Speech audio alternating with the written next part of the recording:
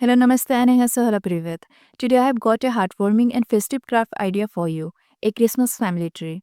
Instead of the usual tree, we are going to use beautiful pine leaves and baubles to create a special decoration that represents your family this holiday season. To make this frame, I used a soybean box. Start by creating the pine branches.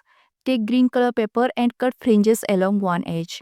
For larger pine leaves, use paper that is 2.5 cm wide and fold it in half to add volume. For smaller leaves, use paper that are 1.5 cm and 2 cm wide. Once you have made the fringes, apply glue and wrap the paper around the branch. If you'd like, you can first color the paper in different shades of green before cutting the fringes for more realistic look. After making all the pine leaves, it's a good idea to check their placement before gluing them down. Adjust them as needed and bend the leaves where necessary to give them the desired shape. Once you have completed the previous steps, take papers in different colors and draw the shape of a bubble. Cut them out and sketch designs on them. Write the names of your family members on each bubble.